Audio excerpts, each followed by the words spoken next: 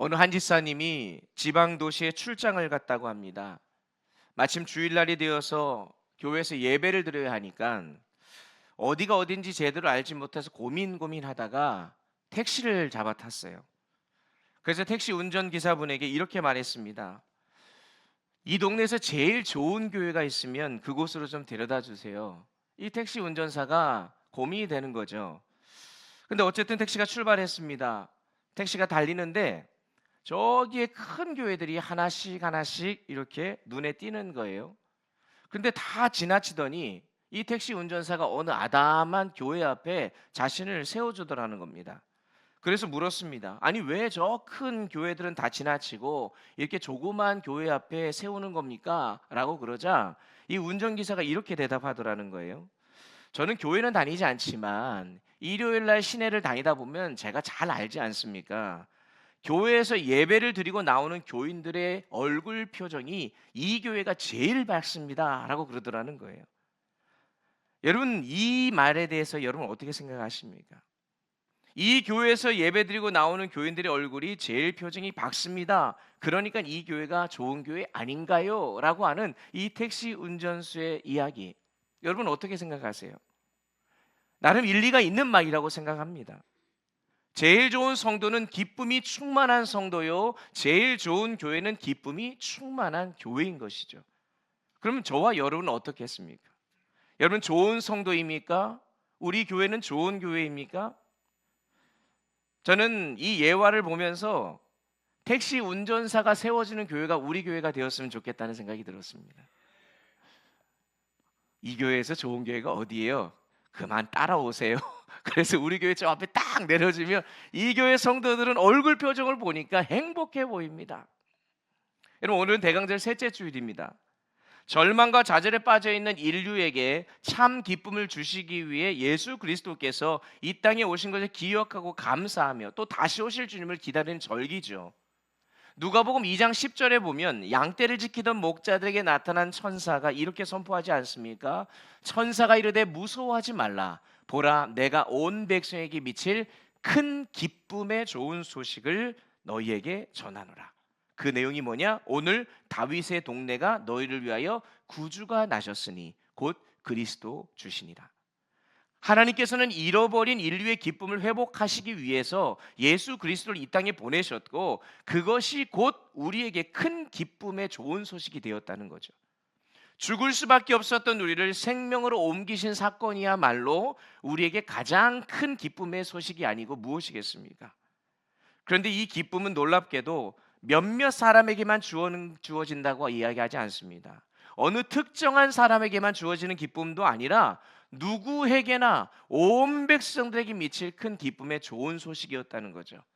자, 그런데 여기서 한 가지 주목해야 될 것은 하나님께서 분명 온 백성에게 줄 기쁨의 소식, 그것도 큰 기쁨의 소식을 가지고 오셨지만 그 기쁨을 모든 사람이 누린 것은 아니라는 것입니다. 마태복음에 보면 아기 예수님이 탄생하셨음을 가장 먼저 들은 자가 누군지 아십니까? 동방박사로부터 들은 헤롯 왕이었습니다. 아기 예수를 죽이려고 베들레헴과 주변에 있는 2살 아래의 아이들을 모두 다 죽이는 그 헤롯 왕, 분명히 기쁨의 좋은 소식을 들었음에도 불구하고 그는 그것을 누리지 못하죠. 예수님은 분명 이 헤롯을 위해서도 구원하시기 위해 이 땅에 오셨습니다. 그리고 모든 사람들의 영혼을 구원하시기에 오셨죠. 하지만 헤롯은 세상의 권세와 권력에 혈안이 되어 있어서 하나님께서 주시는 그 참 기쁨을 깨닫지 못하고 누리지 못했던 것입니다.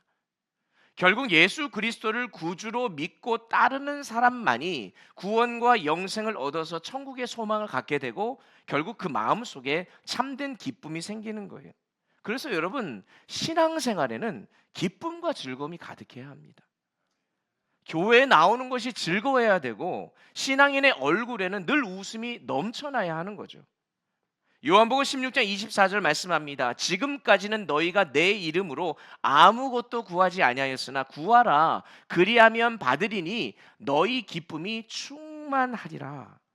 적당히 기쁜 게 아니고 주님이 주시는 기쁨은 충만해져서 흘러 넘친다는 거예요. 흘러 넘치고 기쁘니까 전도하는 거고, 흘러 넘치고 기쁘니까 여기저기서 봉사하는 거예요. 근데 이게 흘러 넘치지 않으니까 봉사하다가 지치는 거고 힘든 거죠. 사랑하는 성도 여러분, 신앙인의 삶은, 성도의 삶은 어떤 의무나 짐이 아니에요. 주님 안에 있는 기쁨이 흘러 넘치는 삶이란 사실을 꼭 기억하실 수 있기를 바랍니다. 그래서 우리가 너무나 잘 아는 데살로니가전서 5장 16절 이하에 보니까 항상 기뻐하라고 얘기하잖아요. 그러면서 이는 그리스도 예수 안에서 너희를 향하신 하나님의 뜻이다. 무슨 말이겠습니까? 우리가 항상 기뻐하는 것이 하나님이 이 땅에 보내신 예수 그리스도를 통해 저와 여러분의 삶에 이루고자 원하시는 궁극적인 목적이라는 거예요. 물론 여기서 한 가지 의문이 생겨나죠. 목사님 어떻게 항상 기뻐합니까? 슬플 때도 있고 낙심될 때도 있어요. 맞습니다. 그럴 때 있습니다. 그렇기 때문에 그러한 상황 속에서 항상 기뻐할 수 있는 비결을 우리에게 오늘 본문의 말씀이 알려주는데, 오늘 이 몇 가지만 함께 살펴보고 기쁨의 빛으로 오신 예수 그리스도를 함께 묵상하며 성찬에 함께 임하려고 합니다. 오늘 본문에 담겨있는 이 빌립보서의 말씀을 보면 사도 바울이 빌립보 교회를 향해 쓴 편지이죠. 그런데 신구약 성경 중 기쁨이라는 주제가 가장 잘 드러내는 서신 중에 하나입니다. 그래서 빌립보서를 기쁨의 책, 기쁨의 서신이라고도 부르는데, 그리스도인이 누려야 할 기쁨이 무엇이고 또 기쁨을 어떻게 누릴 수 있는지를 가장 잘 설명하고 있는 책이라고 할 수 있습니다. 특별히 4장밖에 되지 않은 이 짧은 서신이지만 기쁨이라는 단어가 무려 20번이나 등장을 합니다. 근데 여기서 우리가 한 가지 기억해야 할 것은 빌립보 교회를 향해 기뻐하라 기뻐하라 외치고 있는 이 사도 바울의 상황은 이 말을 할 수 있는 상황이 아니라는 거예요. 왜냐하면 빌립보서는 여러분 잘 아시는 대로 사도 바울의 노년에 로마 감옥에서 기록한 옥중 서신 중 하나 아닙니까? 노년의 감옥 생활은요, 상상해보면 끔찍합니다. 더더욱 고통스럽고 힘들었을 거예요. 또 언제 폭군 네로 황제의 칼날이 그의 목을 겨눌지 알 수 없는 그 죽음의 그늘 속에 있는 아주 불안한 상황이었는데, 그런 그가 지금 뭐라고 얘기한다고요? 기뻐하라는 거예요. 오히려 감옥 안에 있는 바울이 감옥 밖에 있는 빌립보 교회 성도들을 향해 기뻐하라고 말하고 있는 이상한 광경이 지금 펼쳐지고 있는 것이죠. 바로 여기서 우리가 알 수 있는 중요한 사실은 이것입니다. 진정한 기쁨이란 어떤 환경이나 소유에서 오는 것이 아니라는 거예요. 특별히 오늘 본문 4절은 주 안에서 항상 기뻐하라, 내가 다시 말하노니 기뻐하라 라고 얘기하는데, 항상이라는 것은 모든 환경과 상황을 다 포함하는 의미잖아요. 내 사업이 잘 되고 내가 계획한 대로 일이 술술 풀릴 때 이건 누구나 다 기뻐할 수 있습니다. 그러나 내가 생각한 대로 일이 되지 아니하고 일이 자꾸 꼬이고 병들고 고난 가운데 있을 때 기뻐하는 거 쉽지 않죠. 그런데 그럴 때도 기뻐하는 게 항상 기뻐하는 거라는 거예요. 바울은 평생을 복음 전하면서 배척당하고 매맞음을 당하면서 옥중 생활을 했습니다. 여러분, 바울은 집도 없었어요. 가족도 없었어요. 재물도 없었어요. 있는 것이라고는 육체의 가시가 있었어요. 그러니까 건강도 없는 거죠. 그런데도 바울은 기뻐했다고요. 심지어 기뻐하라고 권면까지 합니다. 여러분, 놀랍지 않습니까? 놀라지도 않아요. 우리는 뭐 그거를 잘 못하니까 그래서 그런 거지. 놀라야 될 타이밍이에요, 여러분. 어떻게 이렇게 놀랄 수 있습니까? 여러분, 그 이유가 오늘 우리가 항상 기뻐할 수 있는 첫 번째 이유인데, 그 비결이 뭐냐? 바로 이 사도 바울은 기쁨의 근원을 환경과 소유에서 찾지 아니하고 기쁨의 근원 대신 예수 그리스도 안에서 찾았기 때문입니다. 4절에서 무조건 항상 기뻐하라고 얘기하지 않잖아요. 주 안에서 항상 기뻐하라. 따라해 볼게요. 주 안에서. 주 안에서. 헬라어로 엔크리스토스란 말이, 이 말이 빌립보서에 굉장히 많이 나옵니다. 주 안에서, 주 안에서, 주 안에서. 이는 예수님과의 신비로운 연합 관계를 맺고 있는 상태를 가리켜요. 예수님이 나를 위해 십자가에서 죽으시고 부활하신 구주이심을 믿을 때 이러한 관계가 맺어질 수 있는 것이죠. 즉 성령님께서 맺어주신 영적인 관계라는 것입니다. 그렇게 되면 우리는 하나님과 연결되잖아요. 그러면 예수님 안에 거할 때에 하나님으로부터 오는 영적인 기쁨이 내 영혼 안에 흘러 들어오게 되어 있는 겁니다. 여러분, 이게 신앙생활이죠. 그런데 많은 사람들은 기쁨의 근원을 자꾸 환경과 상황과 소유에서 찾으려고 합니다. 삶이 편안해야 행복하고 성공하고 돈이 많아야 기쁘고 즐겁다고 생각해요. 여러분, 기쁘죠. 즐겁죠. 물론 그럴 수 있지만 여러분, 그것을 통해서 얻는 기쁨은 잠시 잠깐이잖아요. 금방 없어지기 마련 아닙니까? 그래서 모든 것을 누렸던 솔로몬도 헛되고 헛되면 모든 것이 헛되다라고 얘기하는 것이죠. 왜 그런 고백을 했겠습니까? 아이, 그래도 솔로몬은 뭐 누릴 거 다 누려봤는데 우리도 한번 좀 누려보고 그런 고백했으면 좋겠습니다 라고 얘기할 수 있지만, 솔로몬이 그것을 깨달았던 것은 뭐냐? 기쁨의 근원이 다른 데 있지 아니하고 그 기쁨의 근원이 하나님으로부터 나오는 것임을, 그리고 이 사도 바울이 바로 예수 그리스도 안에 그 기쁨의 근원이 있음을 깨달았기 때문입니다. 그러므로 하나님을 믿는 사람들은 환경에 매이지 않아야 합니다. 왜냐하면 믿음은 환경을 지배하는 하나님을 믿는 것이기 때문입니다. 사도 바울은 그래서 빌립보서 4장 11절 13절에서 다 같이 한번 읽어볼게요. 다 같이 시작. 내가 궁핍함으로 말하는 것이 아니라 어떠한 형편에든지 내가 자족하기를 배웠노니 내가 비천에 처할 줄도 알고 풍부에 처할 줄도 알아. 모든 일 곧 배부름과 배고픔과 풍부와 궁핍에도 처할 줄 아는 일체의 비결을 배웠노라. 내게 능력 주시는 자 안에서 내가 모든 것을 할 수 있느니라. 아멘. 어떤 형편에서도 자족하고 감사하며 살 수 있는 것은 내가 노력한다고 어떤 것을 통해서가 아니라 나에게 능력 주시는 자 안에 거할 때만 가능하다고 이야기하는 거죠. 그래서 주 안에 있는 우리는 어떤 시련과 시험이 와도 기뻐해야 합니다.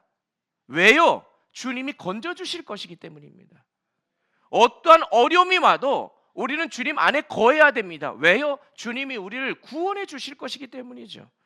그러므로 날마다 사도 바울처럼 주님 안에 거함으로 말미암아 환경에 매이지 아니하고 그 어떤 형편도 여건도 초월해서 자족할 수 있는 믿음이 우리 모두에게 있어야 될 줄 믿습니다. 여러분, 예수님이 하늘의 영광을 버리고 이 땅에 오시는 순간부터 십자가에 죽기까지 단 한 번이라도 편한 인생이 있었습니까? 자신이 원하는 인생으로 펼쳐지면서 그 세상의 환경과 상황으로 인해서 기뻐할 수 있는 것이 예수님에게 있었습니까? 아니에요. 비참하고 초라하고 절망적이고 정말로 모욕당하는 그런 상황 속에서는 도저히 예수님도 인간으로 오셨을 때에 기뻐할 수 없는 상황이에요. 그럼에도 불구하고 예수님은 기뻐할 수 있었던 것은 그 기쁨의 근원이 아버지신 하나님으로부터 오기 때문에 비록 이 땅에서 살아가지만 상황과 환경 생각하지 아니하고 능력 주시는 그 하나님과 더불어 그 모든 사명을 잘 감당할 수 있었던 것을 우리가 기억해야 합니다. 세상 사람들이 기쁨을 위해 동분서주하는 이유는 주 안에 있는 기쁨, 그 참 기쁨을 발견하지 못했기 때문이에요. 예수를 믿는다고 하면서도 여전히 세상의 기쁨을 찾아다니는 성도들이 있는 이유도 바로 이걸 깨닫지 못해서 그래요. 중세 이 유명한 신학자 토마스 아퀴나스라고 하는 분이 이런 말을 했어요. 사람은 기쁨 없이 살 수 없다. 그래서 영적 기쁨이 없는 사람은 세속적인 쾌락에 중독될 수밖에 없다. 한마디로 무슨 말이겠습니까? 우리가 예수님께 중독이 돼야 된다는 거 아니겠어요? 사도 바울이야말로 예수 중독자였잖아요. 그전에는 그렇지 않았지만 예수님을 만나고 나서부터는 그의 인생은 완전히 달라졌습니다. 그는 참 기쁨을 누리는 그 방법과 비결을 터득한 거죠. 그 비결이 뭐예요? 내게 능력 주시는 자, 예수 안에 있음을 알았던 것입니다. 사도 바울은 예수님을 만난 것이 진흙 속에서 다이아몬드를 마치 발견한 기쁨보다 더 컸기 때문에 자신이 가지고 있는 상황과 환경과 조건과 배경들, 그것들로 인해서 남들은 기뻐할 수 있는 것들을 그는 배설물로 여길 수 있었다. 하박국 선지자 우리가 금요일마다 살펴봤지만 자신의 기쁨을 환경이나 사람에게 찾지 아니하고 구원의 하나님으로 말미암아 기뻐합니다. 느헤미야 또한 여호와로 인하여 기뻐하는 것이 너희의 힘이다라고 얘기하면서 바로 그 기쁨의 근원을 하나님께서 찾고 있죠. 이처럼 주님을 믿는 성도는 어떤 상황에서도 환경의 영향을 받지 않아야 됩니다. 예수 그리스도가 우리의 힘이자 기쁨의 근원이기 때문인 줄 믿습니다. 그래서 저는 찬송가 359장 1절 예수가 함께 계시니 시험이 오나 겁없네. 그 다음에 뭐예요? 기쁨의 근원 되시는 예수를 위해 삽시다. 날마다 주를 섬기며 언제나 주를 기리고 그 사랑 안에 살면서 딴 길로 가지 맙시다. 아멘이십니까? 기쁨의 근원 되신 예수님 안에 거하며 딴 길로 가지 말아야 돼요. 두 번째로 참된 기쁨, 항상 기뻐할 수 있는 그 비결은 성도의 교제를 통해 그 주님이 주신 기쁨의 근원 되신 주님께서 주신 기쁨을 유지해야 합니다. 바울이 주 안에서 항상 기뻐하라고 말씀한 뒤에 5절에 보니까 그렇게 하려면 관용의 마음을 가져야 된다는 얘기를 해요. 이런 관용은 이게 넓은 마음이잖아요. 너그럽게 용서하고 살아가는 거죠. 즉 진정한 기쁨은 성도 간의 사랑의 교제를 통해서 유지되고 온다는 것을 얘기하는 겁니다. 다른 이들을 향한 비방과 판단은 멀리하고 관용의 마음으로 다른 사람들에게 상대방을 이해하고 노력할 때에 이 기쁨이 우리 안에 유지될 수 있다는 것입니다.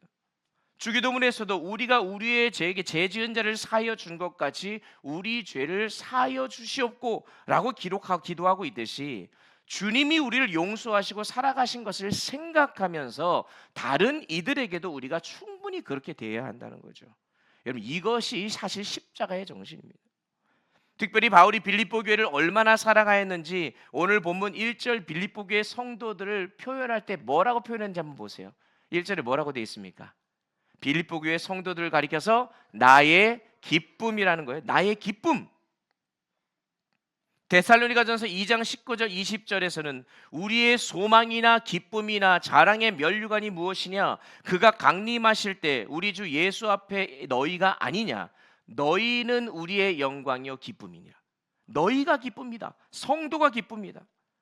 바로 바울은 이렇게 고백하고 있어요. 그러니까 우리가 신앙생활을 할 때에 성도들과의 관계 속에서 이 기뻐해야 될 이유를 지금 발견할 수 있는 거죠.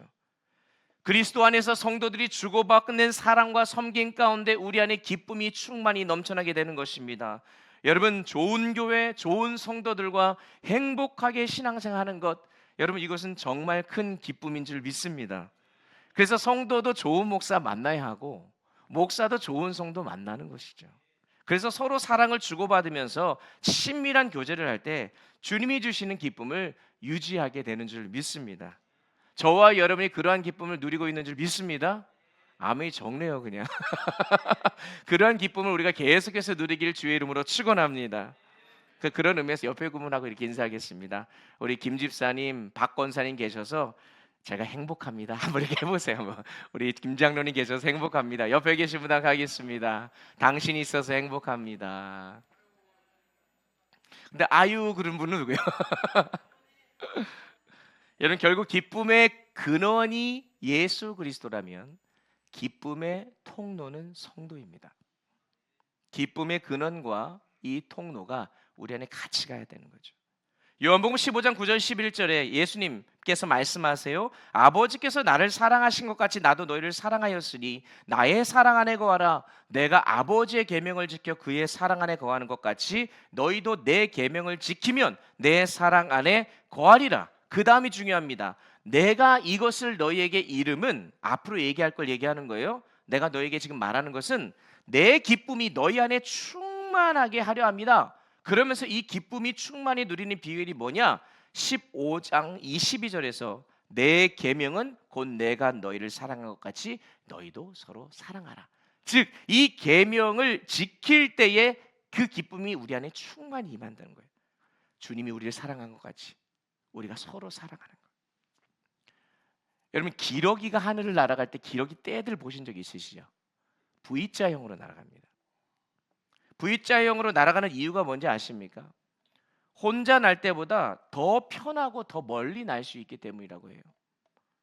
대형 뒤에서 나는 기러기들, 앞에 있는 기러기 말고 대형 기러기 있는 것들은 특유한 소리를 내어서 앞서가는 기러기들에게 용기를 북돋아 준다고 합니다. 장거리를 가야 되거든요. 특별히 기러기의 습성 중에 진짜 감동적인 게 하나가 있는데, 만약 기러기 무리 중에 한 마리가 병이 들잖아요. 그러면 무리해에서 이탈하게 될 거 아닙니까? 그럼 그게 어려우니까 상처를 입어서 날 수 없게 될 때 꼭 다른 두세 마리의 기러기가 같이 붙는다고 합니다.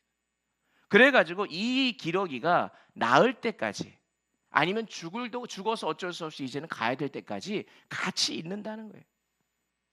저는 이런 기러기의 모습에서 복음 안에서 누리는 성도의 교제의 기쁨이 무엇인지를 다시 돌아보게 되었어요. 여러분, 우리의 대장 되신 예수 그리스도를 따라 우리는 V자 대형으로 천국을 향해 날아가고 있는 우리 기러기들입니다. 천국까지의 길이 멀고 먼 여정이죠. 그 여정을 저와 여러분이 함께 가는 거예요.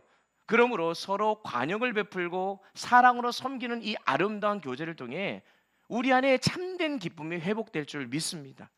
그래서 고린도후서 1장 24절, 우리가 너희 믿음을 주관하려는 것이 아니요 오직 너희 기쁨을 돕는 자가 되려 함이니 이는 너희가 믿음에 섰습니다. 기쁨을 돕는 자들이 되시기를 주의 이름으로 축원합니다. 마지막 세 번째는요, 염려를 주께 맡기고 감사의 기도를 할 때 진정한 기쁨이 임한다고 성경은 이야기합니다. 아무것도 염려하지 말고 다만 모든 일에 기도와 간구로 너희 구할 것을 감사함으로 하나님께 아뢰라. 너무나도 유명한 말씀, 암송까지 하는 이 말씀, 이 말은 무슨 말이겠습니까? 우리의 마음에 염려가 생기면 기쁨이 사라지기 쉽다는 거예요. 다 그렇죠. 그래서 사도 바울 이야기하는 거예요. 아무것도 염려하지 말라. 베드로전서 5장 7절에 베드로가 말합니다. 너희 염려를 다 주께 맡기라. 이는 그가 너를 돌보십니다.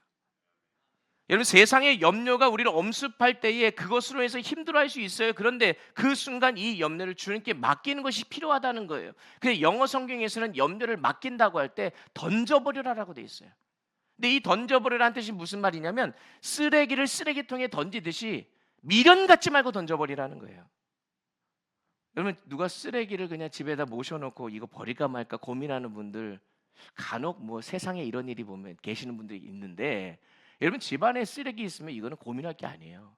버려야 돼요. 염려의 보따리를 하나님께 던져버릴 때 그 다음부터는 하나님이 알아서 하시는 거예요. 하나님이 맡아주시는 겁니다. 옛날 한국에 자동차 별로 없을 때 재밌는 일화가 있어요. 어느 선교사님이 우리나라에 와서 찝차를 타고 다니는 거예요. 시골길을 가는데 날씨는 무지 더운데 어떤 노인 할머니가 머리에 무거운 짐을 이렇게 지고 가니까 차를 멈추고 그 여인을 데려다 주는 거죠. 그러니까 데려다 주니까 이걸 타라고 해서 탔습니다. 근데 이제 한참 가고 있는데 얼마쯤 가다가 뒷좌석에 할머니가 잘 계시냐고 이렇게 딱 봤더니 이 할머니가 이 보따리를 메고 앉아 있는 거예요. 그러니까 아니 왜 이 보따리를 내려놓지 않느냐고 물어봤더니 아이고 제가 탄 것도 죄송한데 어떻게 보따리까지 내려놨습니까? 이런 얘기를 하더라는 거예요. 여러분, 어떤 성도는요 이 여인처럼 예수 믿는다고 하면서 모든 것을 하나님께 다 맡기지 못하고 어떤 부분은 자기가 붙들고 가요. 오직 모든 일에 기도와 간구로 너희 구할 것을 감사함으로 하나님께 아뢰라. 염려를 없애는 특효약이 뭐라고 하냐면 감사의 기도라는 거예요. 감사의 기도. 염려를 다 맡기고 하나님께 감사의 기도를 드릴 때 기쁨과 평안을 우리가 누리게 된다는 거예요. 여러분, 그래서 염려는 기도하고 반비례해요. 염려할 때 기도하지 않으면 염려는 점점 커져가지만 염려할 때 기도하면 염려가 줄어들게 되어 있어요. 그럼 한번 따라해 볼게요. 염려하면 기도가 사라지고 기도하면 염려가 사라집니다. 여러분, 이걸 놓치시면 안 됩니다. 근심 걱정 있죠? 염려 있죠? 그러면 그때 빨리 엎드리시라는 겁니다. 고민하고 그것 때문에 스트레스 받고 하시면 여러분 기도도 사라지고 여러분이 이상한 쪽으로 갈 수밖에 없어요. 감사함으로 기도하면 먹구름이 걷히는 것처럼, 안개가 아침 햇살에 사라지는 것처럼 염려와 불안이 사라지고 기쁨과 평강이 임하게 되는 줄 믿으시기 바랍니다. 그래서 7절에서 그리하면 감사함으로 기도하면 모든 지각에 뛰어난 하나님의 평강이 그리스도 예수 안에서 너희 마음과 생각을 지키시리라. 그래서 이 평강이 기쁨하고 동일한 단어예요. 감옥에서 기뻐하고 감옥 밖에 있는 사람들에게도 기뻐하라고 권면하는 것은 지금 이 사도 바울이 고백했던 것처럼 지각에 뛰어난 하나님의 평강이 그에게 있기 때문이죠. 지각에 뛰어나다는 것은 우리의 상식을 뛰어넘는 기쁨이라는 것입니다. 저는 이 기쁨을 오늘 이곳에 모인 성도님들 한 분 한 분도 빠짐없이 다 받아 누릴 수 있기를 주의 이름으로 축원합니다. 그래서 기쁘기 때문에 감사하는 게 아니에요. 감사하기 때문에 기뻐지는 거예요.